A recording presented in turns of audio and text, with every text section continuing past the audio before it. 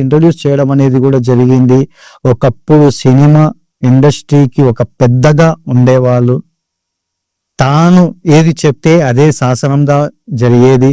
So అలాంటి వ్యక్తి life లో కూడా ఈ నెంబర్లు ఫాలో అయ్యాయి అనేది మనం ఇక్కడ తెలుసుకోవచ్చు.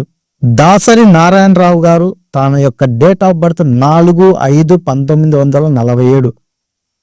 ఇది ఎస్పెషల్లీ ఒక విషయం మాత్రం చెప్పుకోవాలి. దాసరి నారాయణరావు గారు చివరి ఒక సంవత్సరం, అంటే ఈ సంఘటన జరగడానికి ముందు నేను దాసరి నారాయణరావు గారిని కలవడం అనేది జరిగింది.